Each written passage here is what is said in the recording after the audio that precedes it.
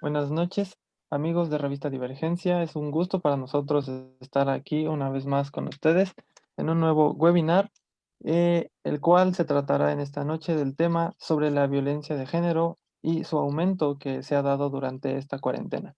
Para platicar del tema, tenemos con nosotros a la estudiante en Derecho, Zaida Villanueva, a la estudiante en Ciencias de la Comunicación, Jimena Benítez, y al licenciado Carlos Augusto Jiménez Charts para los cuates, que es especialista en seguridad y en protección ejecutiva. Con ellos tres esta noche desarrollaremos este tema, nos compartirán algunos de sus puntos y algunas de sus opiniones respecto a la situación que vive nuestro país sobre la violencia de género. Para comenzar, quisiéramos dar un preámbulo.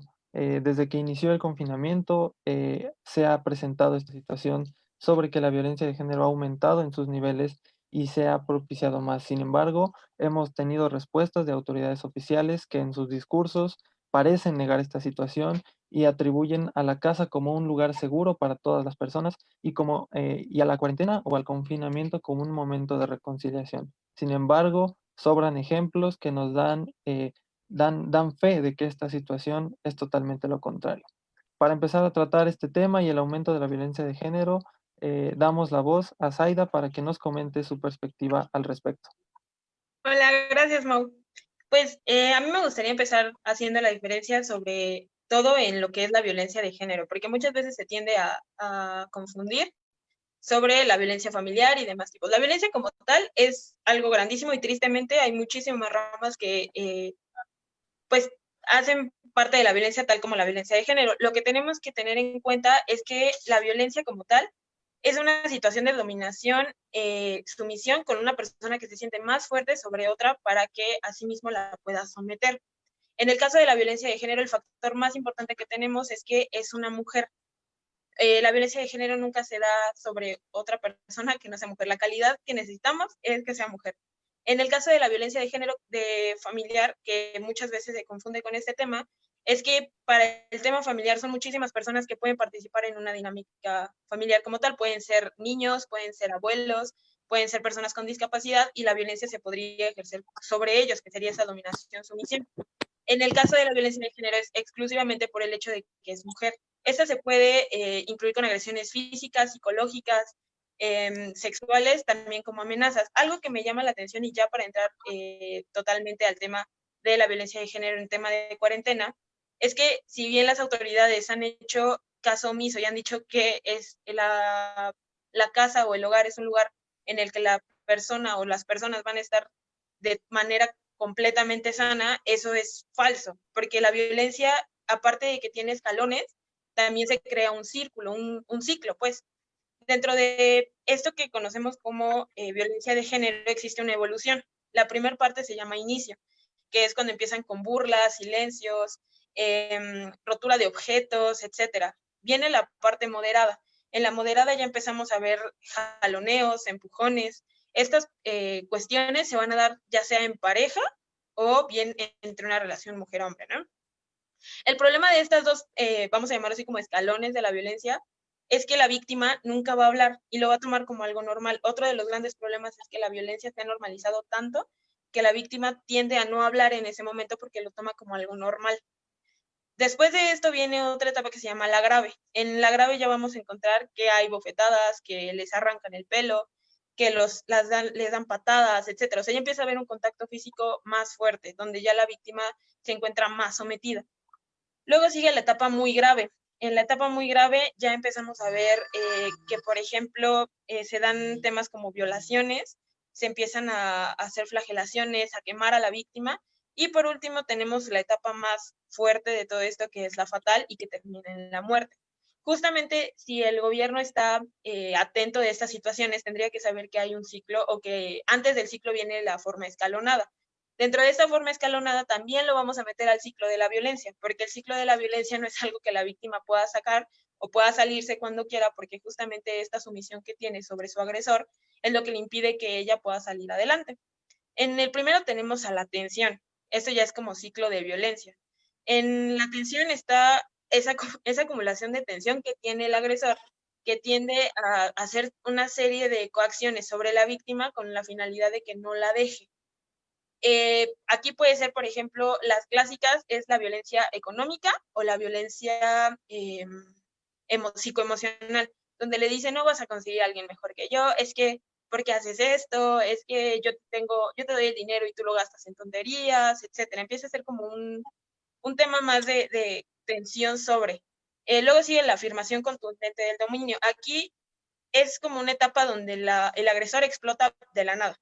Sea lo que sea que haga la víctima, le molesta y eso genera que tenga agresión sobre la misma, que por si no me planchó la camisa, que por si la comida no está lista, etcétera. Y por último, sigue el arrepentimiento. El arrepentimiento también se le conoce como la luna de miel.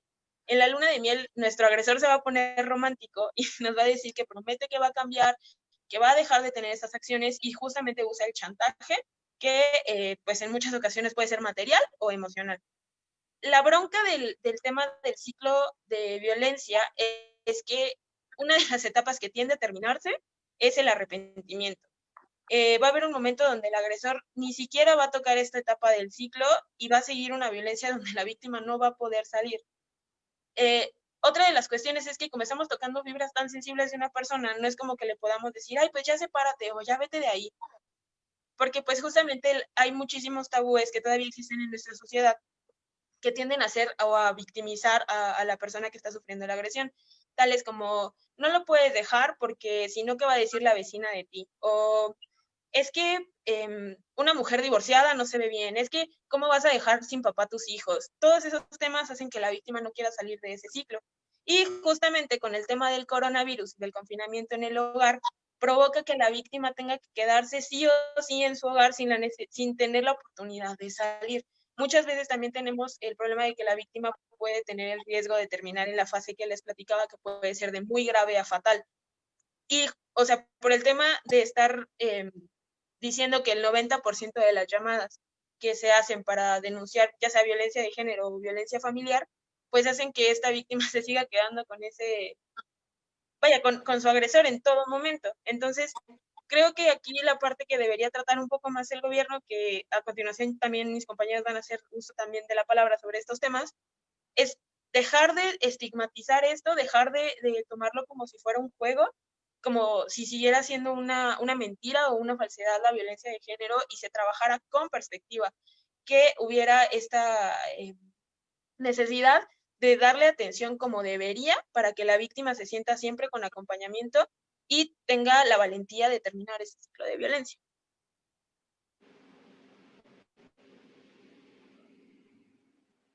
Muchas gracias, Aida, por esta introducción tan importante para comprender todo el fenómeno de la violencia de género. Jimena, tu percepción al respecto de esta situación, nos gustaría saberla. Ok, bueno, primero que nada, buenas noches, amigas y amigos de la revista Divergencia. Justo desde el momento en que entramos en confinamiento, pues esta medida que la mayoría de los gobiernos utilizó para poder contener justo el aumento de casos de coronavirus, pues hizo que se invisibilizara la otra pandemia con la que hemos estado luchando en los últimos años, ¿no? Y es esta pandemia que, en palabras del secretario de la ONU, denominó la pandemia de violencia contra las mujeres. Para muchas mujeres, el hecho de tener que quedarse en su casa significa el poner en riesgo su vida. Muchas de ellas tienen que convivir 24/7 con sus agresores, justo teniendo como ya antecedentes una violencia doméstica. Esto, o sea, me parece como importante porque justo antes de que la mayoría de los países optaran por esta medida, la ONU Mujeres, vislumbró que iba a haber un aumento en la cantidad de casos y del aumento de la violencia contra las mujeres justo en sus hogares, ¿no? Me llama mucho la atención el hecho de que, como bien lo decías, en nuestro gobierno pues de alguna manera estigmatizado el hecho de quedarse en casa y diciendo que, bueno, refiriéndose a una encuesta que jamás no hubo como referencias como tal, pero que él decía que la familia mexicana estaba muy feliz al estar teniendo y conviviendo tanto con su familia, ¿no? Y pues también el hecho de que haya dicho que el 90% de las llamadas que hubo pidiendo auxilio de las mujeres, pues habían dicho que eran datos falsos, a pesar de que esos datos que se están dando, pues ya pasaron por ciertos filtros para poder contabilizarlos, ¿no? Principalmente, o sea, yo creo que adjudico, más no justificar el hecho de que el aumento de la violencia de género va en, y bueno, la violencia contra las mujeres va por la rama del estrés que estamos viviendo, justo como este sentido de alerta que el miedo a contagiarse ha provocado, aunado a una incertidumbre laboral y económica, justo por la crisis que estamos viviendo. Muchas de las familias pues se quedaron sin un trabajo, sin un sustento de ingresos económicos, y pues el hecho de no saber si van a tener que comer mañana o la próxima semana, pues justo causa estas tensiones en el hogar, ¿no? También el hacinamiento que tienen en sus casas, si bien especialistas en la psicología, y justo como para evitar estos roces que son de alguna manera inevitables en el hogar, ¿no? O sea, el hecho de pasar tanto tiempo juntos, pues en algún momento tiene que haber algún roce, ¿no? Pero pues que obviamente no tiene que terminar y que no se justifica en un hecho de agresión. El hecho de este hacinamiento en pequeños lugares, pues muchas de las familias mexicanas viven en escasos metros cuadrados, en donde es imposible que puedan tener este espacio de privacidad, este espacio juntos. Se vuelve mucho más difícil el hecho de siempre tener que compartir el lugar con otro, ¿no? O sea, que tienen que vivir en uno o dos cuartos. Y por otro lado también la falta de desahogo que hay en una situación de violencia, justo cuando la víctima y el mismo agresor no tienen como este tiempo en su cotidianidad, en sus labores académicas o en sus labores de trabajo, pues justamente estos tiempos que tenían para no estar junto con sus agresores y con las víctimas, pues también tiene que ver. Muchas gracias, Jimé. Buenos puntos los que tocas y durante la charla esperamos ahondar un poco más en ellos. Charts, tu perspectiva respecto a este aumento de violencia de género durante la cuarentena. Claro que sí, buenas noches a todos. Para mí un gusto tocar un tema que me gustaría comentarles. Parte de las áreas que estoy realizando, de un movimiento que se llama el Derecho a la Defensa de la Mujer, como parte de un modelo de seguridad donde estamos atacando este fenómeno por medio de aprendizaje e información para prevenir, ¿sí? Una de las formas de trabajar de las personas que nos dedicamos a la protección ejecutiva es tratar de no llegar a ese punto, tratar de no llegar al contacto, ¿okay? Y enseñar a hacer un análisis, a reconocer y empoderar para tener herramientas y poder contrarrestar esta situación. Si bien sabemos que todo caos, todo desastre provocado por algún fenómeno natural, por supuesto que genera poblaciones vulnerables. En este caso, a los géneros como las personas de la tercera edad, los niños, las niñas y las mujeres como de manera inicial.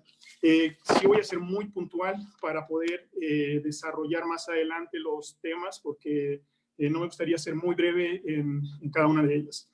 Sí quisiera mencionar que la violencia contra el género, específicamente hablando contra las mujeres, es un crimen encubierto muy extendido en todo el mundo.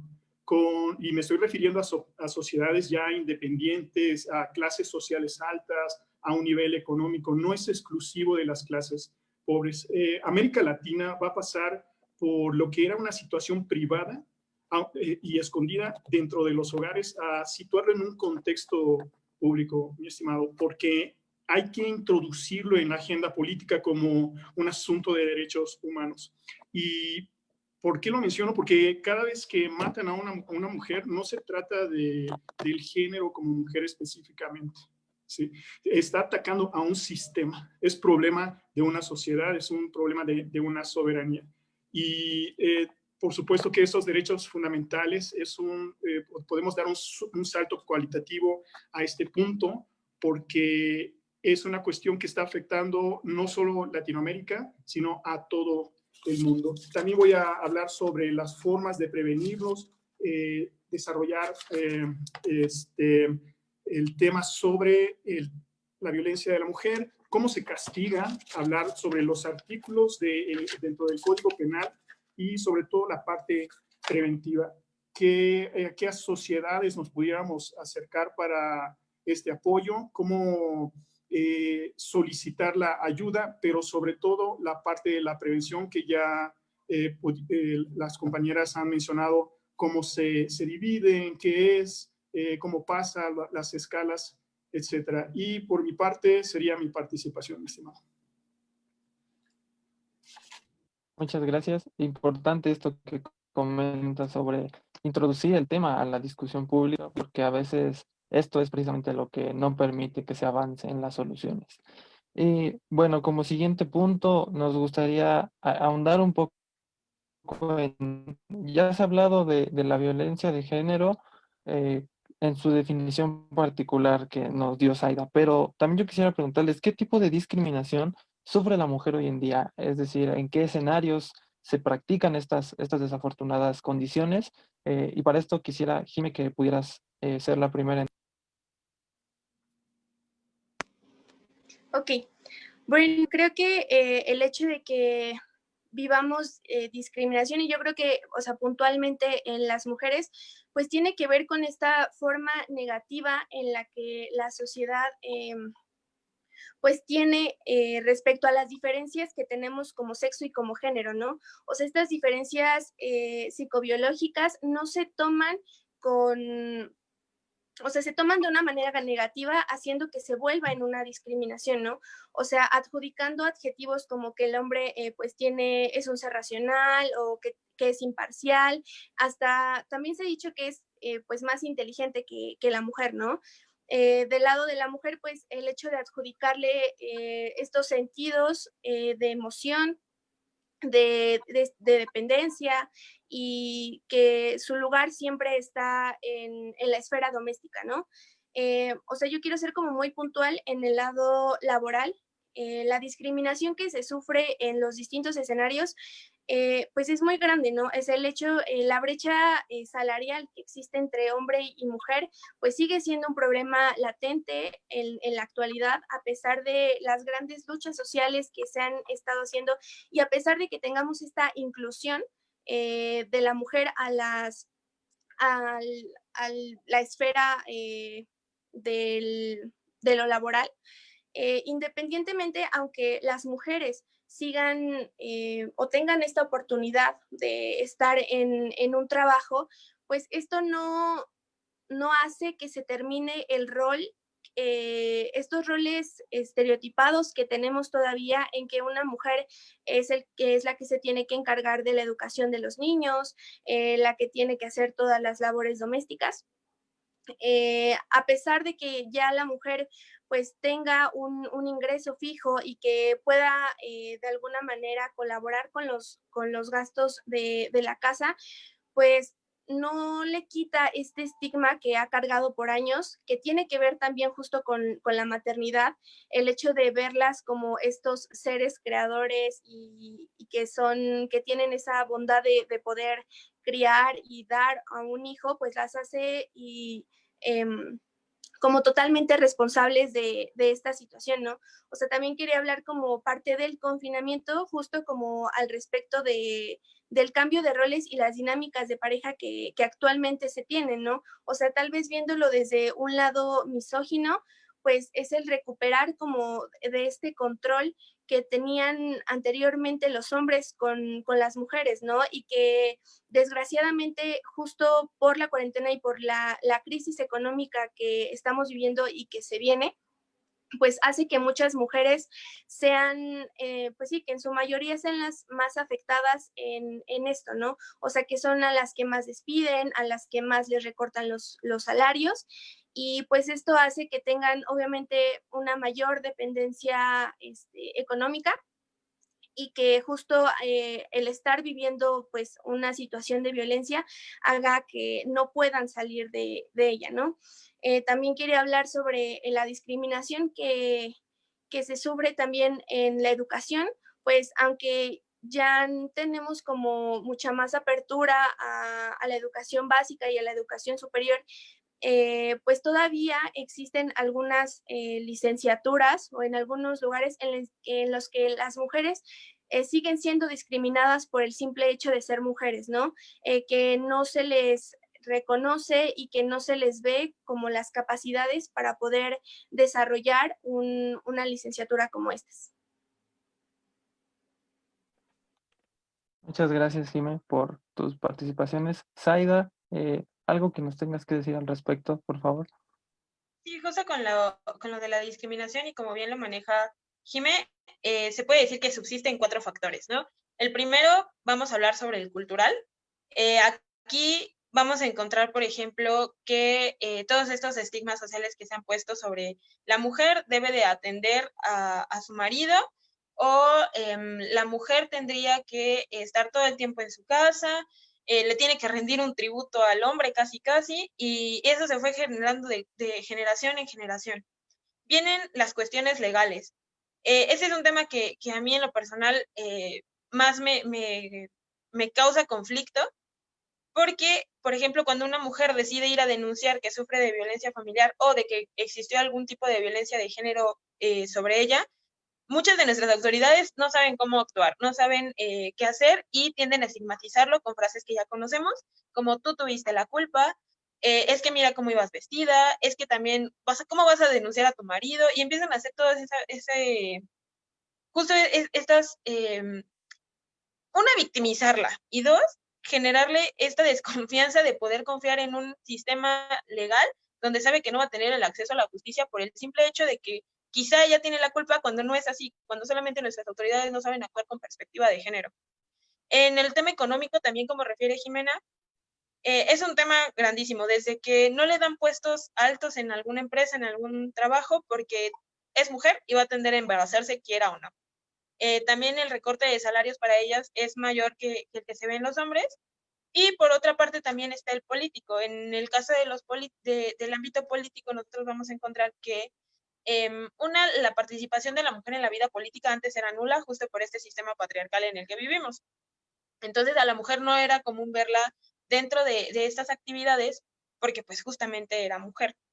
Entonces, la participación que se ha ganado poco a poco en este ámbito ha sido de gran ayuda. Pero otra cuestión también que podemos ver en lo político es que es esta frase de los problemas de la familia se quedan en la familia y ahí nosotros nos hacemos cargo, cuando justamente no debería de ser así. La violencia siempre va a ser violencia, no hay manera de erradicarla. Hay una frase que me gusta mucho que dicen que la violencia no es una gripa, la violencia no se va a quitar, no es que el agresor vaya a cambiar, no es que ahora sí ya me va a tratar bien. O sea, justamente no por el hecho de que sea en un círculo privado, significa que tiene que no exteriorizarse. También como comentaba hace ratito Charles, él nos decía que la violencia no tiene un estrato social. Eso es justamente. O sea, no es por el hecho de que la mujer sea de un estrato social bajo o porque sea de un estrato social alto. La violencia siempre va a existir en todos los ámbitos, en todos los niveles, y esto no debería de ser una barrera para poder, alcanzar a la impartición de la justicia, que justamente sea con perspectiva de género, y por otra parte, que no se siga normalizando el hecho de que el hombre, como siempre, o como se ha visto históricamente, el hombre es el que va a tener la última palabra y él es el que subsiste y a ver cómo le hace. O sea, creo que ese es el tema que yo podría tocar dentro de la discriminación. Muchas gracias, Zaida. Charles, algo que abonar a este tema de de las diferentes maneras de discriminación que hay contra las mujeres. Claro, creo que sí voy a mencionar alguno, muy asertivas las compañeras. Y pues en resumen, hay discriminación a nivel de la vivienda, laboral, educación, servicios, justicia y policial, como por ejemplo. Pero tenemos que reconocer un punto, amigo, que existe discriminación porque lo permitimos. ¿Sí? Y al momento no podemos decir que es que porque me levantó la voz, no es confrontar, ¿sí? La discriminación no se confronta violencia con violencia, pero sí podemos empoderar a la mujer con educación, sí hay mucha competencia, tenemos que aceptar la condición que estamos en una educación o en una cultura machista, se están haciendo cosas para reducir eso que se conoce como cultura, porque tendríamos que sacarla y aún así va a existir, ¿no? Como ya salió un concepto del micromachismo, ¿no? ¿En qué punto? Que el machismo, cuando la violentan, ejercen poder, etcétera. Y como se va reduciendo, pues micromachismo es hacer una broma pesada, pudiera ser, ¿no? Entonces, sí voy a mencionar, hay que empoderar a todas las personas, sí a la mujer, pero también a todas las personas que son discriminadas para que conozcan cómo se puede prevenir, cómo se puede denunciar, a qué autoridades se deben de acercar, evitar llegar a ese punto y unirnos, que esa es una fórmula muy precisa para contrarrestar. Creo que hemos visto muchísimos videos en las redes sociales donde se ve un grandote que está agrediendo a alguien o lo está discriminando, y hasta que esa persona no se levanta y contrarresta esa acción, no deja de pasar. Ojo, no estoy incitando a una violencia. Tenemos que utilizar estrategias muy inteligentes para reeducar a esta cultura que predomina en Latinoamérica, si bien estamos hablando en todo el mundo. Entonces, mi conclusión sería que reconocer si existe discriminación en la mujer, y en el caso individual, en el microespacio de cada individuo, identificar que cuando esa discriminación esté ocurriendo, confrontarlo de una manera inteligente, como por ejemplo, decirle, no tienes que hablarme así, respétame, utilizar palabras como respétame, ¿sabes qué? No es la forma adecuada de comunicarnos, o por ejemplo, las personas que son muy vulnerables por la cuestión de profesión, que no tienen un nivel de educación muy alto y no tienen trabajo y quieren coaccionarlas para hacer una conducta indebida, manifestar y denunciar esas acciones. Y por supuesto, tener la congruencia y no incitar a que ocurra también la discriminación, porque en muchas ocasiones la misma persona incita a esa discriminación. Y por supuesto, si la persona no tiene los medios por cuestiones, por alguna discapacidad visual, motora, no sé, poder acercarnos, identificar y como personas ayudar a ese individuo a orientarlo para evitar llegar a la discriminación. Y por supuesto, informarnos. No es nada más confrontar, reaccionar o entrarnos al internet, a Google, buscar cómo defenderme o ver videos y tutoriales de YouTube para utilizar armas o algo así, porque no es la forma de confrontarlo. Tenemos que prepararnos y conocer sobre el tema para poder responder a esta discriminación. Muy bien, Charles. Gracias. Muy interesante lo que comentas. Y mencionas tú una parte que me parece clave, que es las medidas o las estrategias que se tienen que tomar frente a esta situación. Y me gustaría empezar el siguiente bloque precisamente contigo y que comentada, tanto en las condiciones normales, pero sobre todo en este tiempo, y preguntarte incluso si las existentes son suficientes para combatir de manera efectiva la violencia de género? Ok, amigo, parece que se cortó la comunicación. ¿Pudieras repetirme, por favor? Perdón, preguntarte qué medidas se pueden tomar para ayudar y orientar a la mujer violentada, tanto en tiempos normales como en estos tiempos de COVID, y si son suficientes. Ok, perfecto. Sí, en la parte preventiva, lo primero es, obviamente, todos sabemos qué es bueno y qué es malo. Una persona que no se siente en un confort, inmediatamente el organismo, la mente lo reconoce. Cuando es así, y hay muchas hipótesis, ¿ok? Vamos a trabajar sobre varias hipótesis. Una en específica que sería la violencia en casa. Voy a ser muy puntual en esta situación. Vamos a hablar de una figura masculina, una femenina y hijos, ¿ok? Si hay una violencia como la coerción de imponer sobre la atención del aseo, del cuidado de los niños, que no hay horas de descanso, que hay una presión psicológica, que hay una presión física, que hay una agresión física de obligar a hacer acciones que no se sienten cómodas por parte de la mujer, inmediatamente pensar en una red de apoyo, que serían familiares, las vías judiciales, el asesoramiento psicológico, el asesoramiento judicial, creo que ya lo mencioné, policial, y saber cómo funciona cada una, ¿okay? Porque no es de manera inmediata denunciar o meterlo a la cárcel, ¿sí? Trabajar sobre una escala de control. Obviamente voy a decir que si hay una agresión física donde compromete la vida, por supuesto, activar el sistema de emergencia y resguardarse en el cuarto, cerrar con llave, evitar confrontar o incitar con palabras para tener una causal como un factor predisponente y permanecer en el cuarto, resguardados hasta que hasta que llegue el contacto de la policía. Creo que me adelanté un poco. La parte preventiva siempre evitar confrontar, ¿ok? Ya dijimos que va a ser informándonos. Si no tengo acceso al internet, solicitar ayuda con familiares, con amigos que tengan estos contactos psicológicos. Oye, pero la mayoría de las personas que son vulnerables no tienen esa economía para pagar a una psicóloga, etc.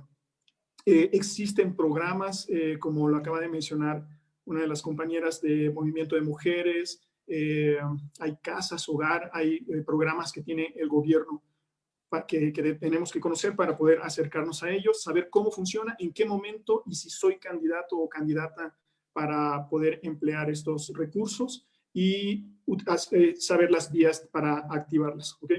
Entonces, si ya está, esa es la parte preventiva. En la parte de conflicto, si hay que la persona, el ceño lo frunce, aprieta los dientes, frunce la nariz, cierra los puños, avienta el cuerpo hacia adelante, estamos hablando de que va a haber una agresión ya real, ¿sí? El Código Penal lo menciona perfectamente, que podemos repeler una agresión cuando existe una amenaza real, presente e inminente, ¿no? Entonces, ¿qué es lo que va a hacer la persona al reconocer esta neurolingüística? Siempre mantener y evitar el contacto, ¿ok? Decir, yo no quiero problemas, por favor, tranquilízate. ¿Okay?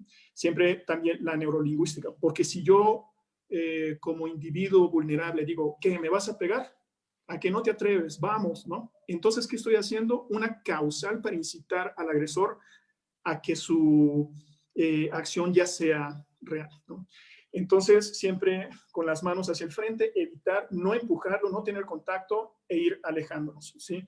Podemos utilizar algunos medios como sillas para establecer límites, cerrar la puerta o inclusive salir de casa con los pequeños a solicitar ayuda. Nunca confrontar porque pudiera terminar en lesiones leves, lesiones graves, hasta haber provocado un homicidio por cualquiera de las dos partes, ¿no? Ese es en el contacto, ¿sí? Ya dijimos, marcar 911. Lo primero que vamos a mencionar es la calle principal, cruzamientos, 3 puntos de referencia. Voy a decir qué es lo que está sucediendo, que en este caso sería un agresor, si tiene algún tipo de arma en las manos, y que me encuentro encerrada en el cuarto y lo que estoy haciendo es evitar confrontar con la persona y seguir los comandos de voz que les va a indicar el radiooperador para poder interactuar con ellos. Soportar en todo momento el contacto, ¿sí? Vamos a soportar la llegada de las autoridades. Una vez que lleguen las autoridades, le van a solicitar permiso para entrar a su propiedad. Tiene que tener algo en claro. A todas las personas que vayan a activar este sistema en este tipo de situación. Si usted activa el sistema de emergencia para que lleguen los policías, los paramédicos y le permite la entrada, es porque van a detener a la persona agresiva. ¿Okay? Porque en la mayoría de las situaciones llegan los policías, ingresan, lo están deteniendo y ¿qué dice la mujer? No, por favor, es mi esposo y si se lo llevan no me va a dar de comida para mis hijos. O no se lo lleven, por favor, porque, discúlpeme, solo cometí un error. Entonces, ¿qué sucede? Que estamos educando a la policía. Ellos ya saben, y se los comento porque también me desempeñé en este tipo de servicios. Llegábamos, se activaba el sistema de emergencia y al final de cuentas arriesgábamos nuestras propias vidas para detener a la persona agresiva con arma, con cuchillo, con objetos, y al final de cuentas nos corrían de la casa. Entonces, puntualizo, la persona que activa el sistema de emergencia en este tipo de situación tiene que estar consciente que va a pasar detenido, se pudiera abrir una carpeta de investigación por lesiones, por amenaza, por intento de homicidio, por violencia de género, familiar, etcétera. Y pues, por supuesto, hay una serie de situaciones que usted debe hacerse responsable de las situaciones colaterales, como si el individuo era su proveedor, buscar un apoyo, una red de apoyo con los familiares o ya pensar en indemnizarse, etc. En la post-situación, si el individuo es liberado, tiene que pensar en que va a poder estar nuevamente, potencialmente, a originarse esta situación. Y tendría que pensar en terapias de pareja, en terapias psicológicas, invitarlo a reconocer que sí fue un error por una parte, por ambas partes, no lo sé, y buscar esa terapia para una convivencia familiar mejor. Y si no, buscar ya la vía de disolución de un matrimonio o separarse, que no es malo, ¿okay? Es benéfico para la familia, solicitar la ayuda de terapia, empoderarse de manera económica para ser autosuficiente. Gracias. Muchas gracias, Charles, por compartir tu experiencia y también esta importante información. Zaida, ¿tú cómo ves estas medidas existentes, pero también cómo hacerlo dentro de este tiempo? Y lo mismo, ¿han sido efectivas o se tienen que mejorar y en qué sentido? Sobre todo considerando tu línea de expertise, que es el derecho. Pues de entrada creo que sí, antes de cualquier cosa, es importante que la mujer se empodere, ¿no? El demostrarle que no necesita de una figura como un hombre para que ella pueda salir adelante en lo que se le antoje. Si ella decide trabajar, hacer 1000 cosas que es válido que las haga, está perfecto, ¿no? En el tema de la violencia de género o en caso de violencia familiar, ya cuando una persona está sufriendo este tipo de altercados hacia su persona, creo que es importante que valore el hecho de que no porque una persona deje de estar con ella o no por el hecho de que esta persona se vaya a ir, significa que su vida se acaba. El tema de justo de tratar de empoderar a las mujeres es eso, que se den cuenta que ellas solas pueden salir adelante y pueden hacer las mismas cosas e incluso de una mejor manera. Creo que eso es importante al principio. En el caso de la denuncia, el delito, por ejemplo, de violencia familiar es de querella. Entonces, eso implica que sea la persona la víctima, la que sea o la que vaya a denunciar. Muchas de las personas tienden a dejar ese tema o no querer seguirlo por dos cuestiones. Primero, porque entra la parte sentimental de que sí es mi esposo, en el caso de la violencia familiar, de que sí es mi hermano, es mi primo, es mi tío, etcétera. Y justo el tema de la violencia, como lo refería antes, no es una gripa, no se va a quitar en 2, 3 días, no va a dejar de existir, la violencia siempre va a estar y lo peor del caso es que esta no va, como no disminuye, tiende a aumentar. Entonces, la mujer se va a ver en muchísimo más peligro que si llegara, por ejemplo, a determinar que no quiere ni siquiera verlo, que por ejemplo se disuelva el vínculo matrimonial y así pedirle una orden de restricción para que la persona no tenga contacto con la víctima, como justamente se llevaría en un proceso penal. Eso por una parte. En el tema de la denuncia, reitero, nuestro Código Penal de la Ciudad de México lo refiere violencia familiar en el artículo 200 del mismo. Ahí se puede encontrar como todo, las penas, lo que lleva, los tipos de violencia que se pueden reflejar en esta misma. Pero sí justamente recordar que la mujer no tiene la necesidad de tener un hombre a su lado, no tiene la necesidad de que sea, por ejemplo, la única persona que la va a querer, que la va a mantener, etcétera. O sea, creo que el tema de su seguridad o de su integridad, tanto de ella como, por ejemplo, puede ser de niños y niñas que estén a su cuidado, creo que es muchísimo más valioso que cualquier relación que pueda mantener con una pareja. En el caso ya meramente jurídico, el gobierno ahorita con el tema del coronavirus y del confinamiento ha hecho varias o ha habilitado varias redes para las personas que se encuentren en riesgo. Uno de ellos es la línea Mujeres y el chat de confianza. En ese, el número es 55 55 33 55 55. A través de ese puede hacer la denuncia a la persona o puede poner en contacto a las autoridades para que le digan qué está pasando. Puede adjuntar videos, puede adjuntar fotografías, conversaciones, grabaciones que pueden fungir como un medio de prueba. También se puede llamar a Locatel para que se le dé atención integral y acompañamiento en el caso de la violencia. Y existe en la Secretaría de la Mujer algo que se llaman lunas.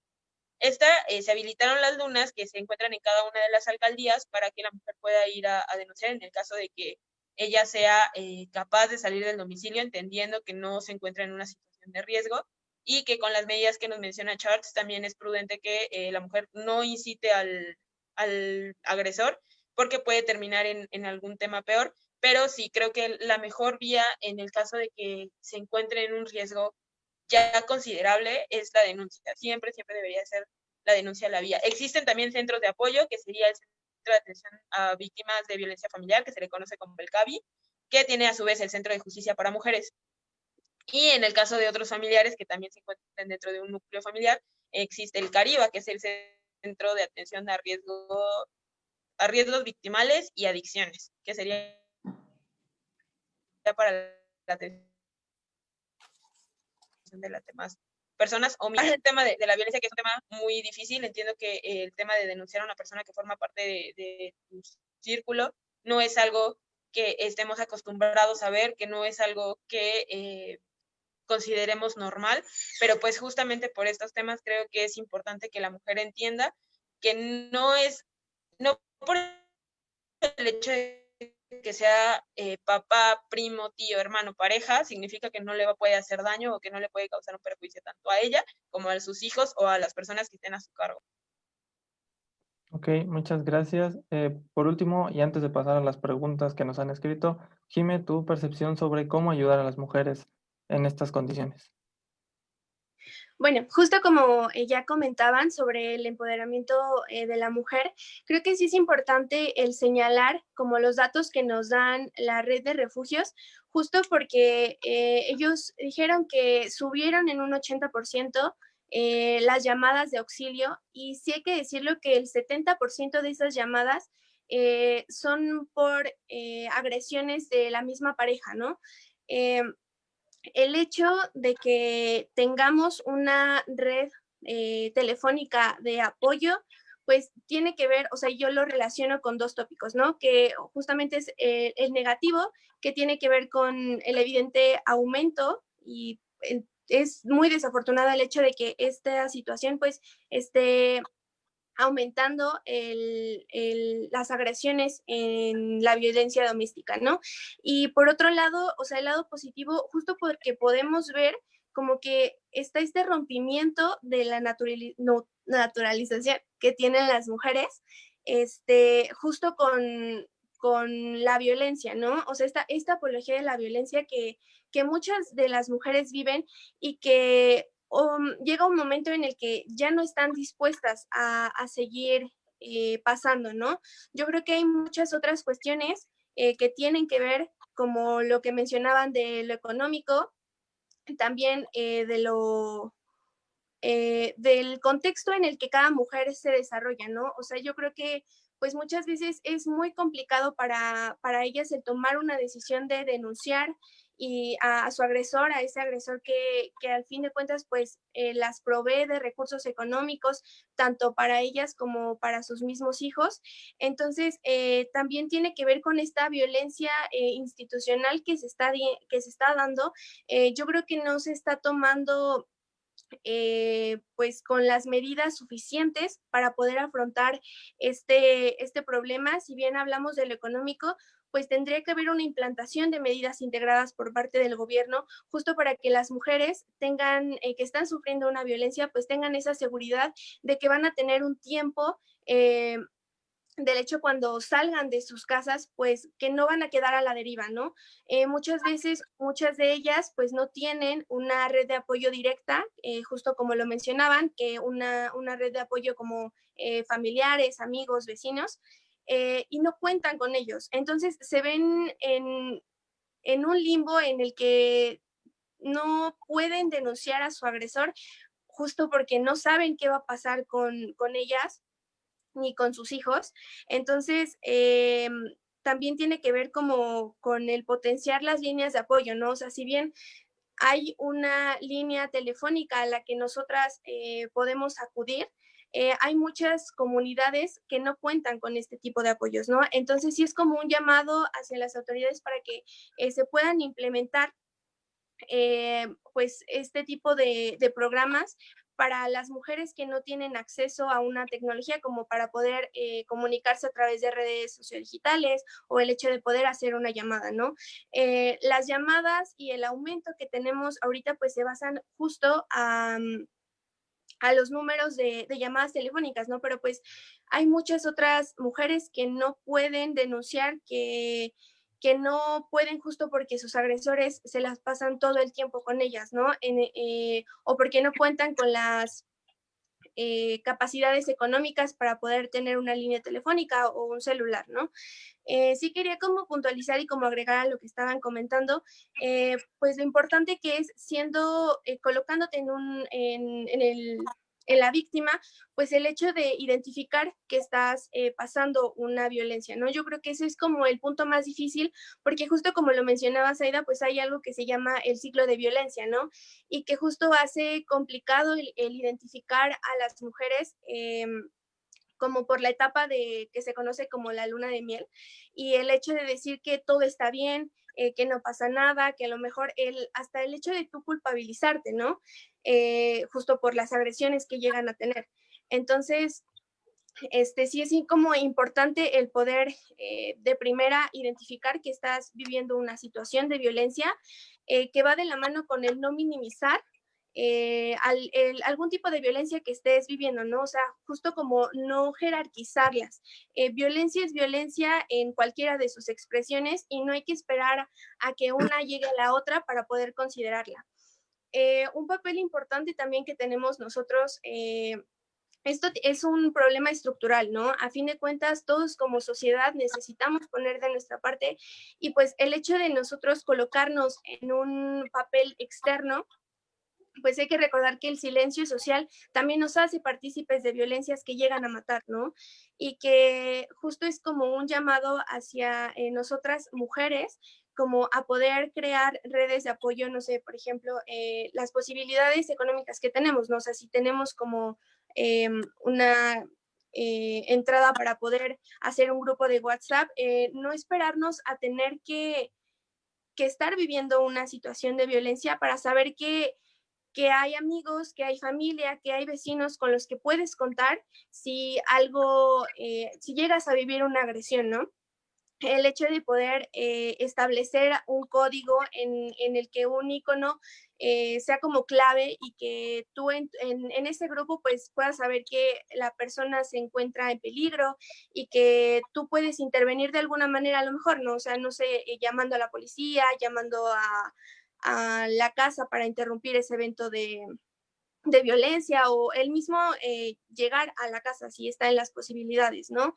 El hecho de no tener que vivir con esta normalización de la violencia que tenemos, o sea, yo creo que muchas veces nos colocamos en el papel externo y no queremos como involucrarnos en los problemas pues maritales que llegamos a ver, ¿no? O sea, ya si es que nosotros llegamos a escuchar gritos o insultos en la casa o en el departamento vecino, pues sí es como importante que nosotros tengamos como esa cultura de prevención y el decir que es importante que a lo mejor llames a una patrulla o que pues puedas de alguna manera intervenir en lo que está pasando, ¿no? Muchas veces le echamos la culpa a que es un problema estructural, pero pues hay que recordar que no nacemos con esta construcción sociocultural de machismo, ¿no?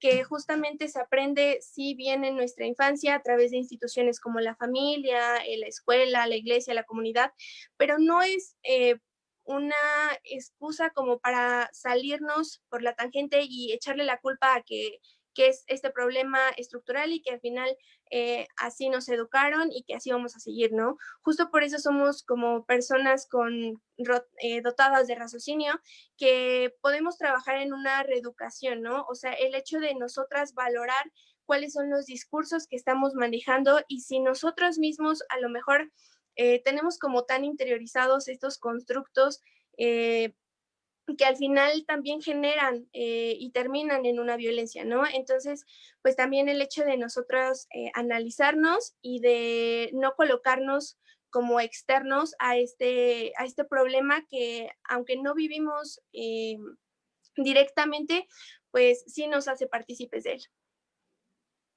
Muchas gracias, Jimé. Vamos a leer los comentarios que nos han dejado en el Facebook y para ver si alguno quiere tomar alguna de las preguntas. Eh, Raquel Escobar nos pone excelente contenido. Orlando B. Cortés, un saludo a mi sensei Zaida Villanueva. Silvia Isabel nos comenta, la discriminación nunca es aislada, por el contrario es múltiple y afecta a grupos históricamente vulnerables. Rosa Valentina Vega, una realidad es que la violencia de género está muy arraigada en nuestra sociedad y mantener la congruencia es difícil, porque tenemos muchos vicios y tolerancias a actitudes subrepticias que si razonamos son violentas al género. Ella misma nos pone, se requiere de mucho trabajo de educación social y cultural para avanzar en este tópico. Y Emiliano nos pregunta, ¿qué opinan de la campaña de los 10 segundos que propone el gobierno? No sé quién quisiera tomar alguna de estas preguntas y también para ir concretando y mostrar sus conclusiones al respecto de esta charla. Sí, claro. Con respecto a la campaña que está mencionando de los 10 segundos, creo que no están mencionando que la mujer cuente hasta 10 segundos y si no, que saque la bandera de la paz. En ese punto, tiene que ser una resolución bilateral. Vamos a hablar de varios niveles. Para empezar, conocer qué es un conflicto. El conflicto es el desacuerdo entre dos personas y, por supuesto, si no tenemos la capacidad, la madurez del diálogo, eso va a ir entrando de tono, si hay causales, etcétera, hasta que pueda llegar a lesiones o homicidio, etcétera. Entonces, no es responsabilizar, no es que la responsabilidad recaiga en la mujer, ¿sí? Lo ideal sería que la persona que esté generando la violencia recapacite sobre lo que está haciendo, sobre sus acciones y tomar la iniciativa de reconocer y romper la violencia por medio del diálogo. Ahora, si no es viable esta figura que toma la iniciativa de romper con la violencia y la mujer reconoce que a pesar, la mujer obviamente no genera una causal, lo estamos mencionando, no me vas a pegar, ándale, que muy machito, ¿no? Evitar ese punto. Y si reconoce que no hay, que está bajo el influjo del alcohol, de una droga, o que ya hubo un brote de psicosis, etcétera, ni siquiera sacando una bandera blanca. ¿ok? O no hay un espacio a la invitación del diálogo, es reconocer que hay una circunstancia de amenaza presente, real, inminente, donde el único medio es avoid, es repeler. ¿Sí? Hay igual muchos ciclos que puede ser repeler manteniendo la neurolingüística, estableciendo límites, como lo estaba mencionando, cerrarse en el cuarto, activar el sistema de emergencia a sabiendas de todo lo que va a desencadenar la activación del sistema de emergencia, o si en el caso ya la persona tiene un contacto físico, está sometiendo o está agrediendo, el artículo 15 del Código Penal, en el párrafo cuarto, si no me equivoco, habla de la legítima defensa, ¿okay? Que cuando se presenta esta agresión, esta amenaza física real inminente, la persona puede utilizar cualquier medio para repeler una agresión. ¿Okay? Ojo, muchas personas me preguntan, oye, ¿y entonces puedo comprar un arma? No, porque no es necesariamente la primera respuesta para contrarrestar una agresión. Puede ser defensas, bloqueo, empujar, repeler con los pies para salir corriendo. Si no se puede, pues utilizar los medios por medio de un sistema de defensa para repeler esta agresión y salir del agresor, ¿no? Entonces, no estoy de acuerdo con esta iniciativa de los 10 segundos donde se responsabilice a la mujer para que tome la iniciativa. Gracias, Charles. Jime, Zaida, ¿algo con respecto a las preguntas y su conclusión del tema? Bueno, yo quería como aportar a lo que estaban diciendo sobre la campaña de Cuenta hasta 10 y saca la bandera blanca de la paz. Pues sí, justo se habla de que era una campaña para, pues de alguna manera, prevenir la violencia doméstica. Yo creo que carece de una perspectiva de género. Bueno, en ningún momento sale una mujer siendo violentada. O sea, realmente, bueno, Jesús Ramírez, que es el vocero de la presidencia, él había dicho que el objetivo de esta campaña era abordar la violencia sin clichés, a las que estamos acostumbrados cuando se aborda el tema de violencia de las mujeres, ¿no? Entonces, pues justo sacan a una pareja homosexual, pero no sale una pareja heterosexual, ni sale un momento en el que el hombre violente a la mujer.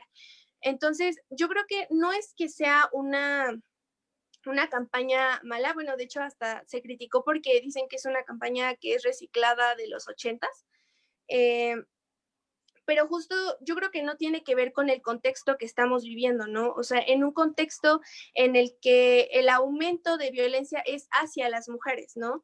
Entonces, si bien no hay que, o sea, no quiero decir que se tienen que disminuir las demás violencias que se están presentando, pero yo creo que sí debe darse un enfoque primordial a esta violencia, ¿no? Hacia las mujeres. Esta también me parece que omite como la responsabilidad del gobierno en la defensa y en la protección de las mujeres y de los niños, porque justo como mencionaba, ¿no? O sea, solamente le deja como la responsabilidad a la víctima y al agresor en el sentido de que, o sea, si bien es importante el pensar antes de actuar, pues no tiene que ver con que sea una solución inmediata, ¿no? En ningún momento, no sé, aparece alguien que está llamando a los servicios de emergencia o que cuenta con alguna red de apoyo, ¿no? Entonces, pues sí creo que carece del contexto en el que estamos viviendo y que no responde a la realidad y a las demandas de los grupos, a los colectivos feministas que están justo pidiendo que tenga como una priorización este tema y que se le dé mucha más importancia en los medios y justo en las propagandas que está haciendo el gobierno. Muchas gracias. Zaida, tus comentarios finales y alguna pregunta que quisieras retomar de las que nos escribieron. Sí, pues justo, rapidísimo de la campaña, creo que no es una buena opción. A final de cuentas, creo que en el momento en el que la agresión ya es una forma donde sea física, donde ponga en riesgo la vida de la mujer. No creo que el decirle, por favor, detente, vaya a cambiar algo, ¿sabes? Creo que ahí pondríamos en muchísima, en un estado totalmente de inseguridad para la mujer y para el niño, donde podrían pasar cosas peores que podrían derivar incluso en la muerte. Entonces creo que no es una campaña bien pensada para la realidad. Por la parte de la discriminación, sí, justamente lo que comentaba, no nada más se va a dar una, se van a dar un conjunto enorme de formas de discriminación, donde pues a final de cuentas lo único que queremos es vulnerar a la víctima. Como comentario final, lo único que puedo decir es que la violencia de género o la violencia en general no debe de permitirse de ninguna manera. Reitero nuevamente, la violencia no es una gripa, no va a parar, no es que vaya a cambiar mi pareja, no es que ya me va a dejar de pegar. Al primer contacto que no nos guste, ya sea una broma, un comentario como, ay, es que mira, ya estás bien gorda o cualquier cosa como ese tipo que no nos haga sentir cómodas, es justo una señal de alerta. No hay agresiones que yo pueda considerar mínimas cuando a alguien ya no le está gustando o cuando alguien ya no se siente cómodo con esas referencias. Entonces, justo una de las mejores maneras de prevenirlo es entendiendo qué sí nos gusta y qué no nos gusta y dejar de romantizar las relaciones, donde vamos a decir, es que sí, es que me habla bonito y es que esto no, justamente nada más hay que entender qué me gusta, qué no me gusta, qué tolero y qué no pienso tolerar. Y creo que el hecho de una burla, el hecho de un empujón, el hecho de un jaloneo, que es que me jaló el pelo jugando, eso no debería de pasarse por alto jamás. Entonces, lo mejor que puede hacer la mujer es empoderarse, es empezar a trabajar sobre ella misma, empezar a amarse y justamente cuando esté enfrente de cualquiera de estas problemáticas con la violencia de género que se puede dar en cualquier estrato, así como una violencia familiar, por ejemplo, sí tratar de tomar las medidas pertinentes para que esto no se siga dando. Ok, muy bien, muchas gracias a Charles, a Zaida, a Jimena por sus importantes y nutridos comentarios al respecto de este tema. Les damos muchas gracias a todos los que nos siguieron durante esta hora, a los que comentaron y cualquier duda, opinión que tengan al respecto, háganosla saber y también tienen el apoyo de cualquiera de nuestros colaboradores. Como ya vimos, son expertos en diferentes temas y saben apoyar desde muchos puntos de vista. Gracias nuevamente a Jimmy, a Zaida, a Charles por su presencia y por su participación. Y les recordamos que durante la semana Revista Divergencia tendrá más conversatorios, más charlas a las 9 de la noche todos los días. Y bueno, muchas gracias. Nos vemos pronto.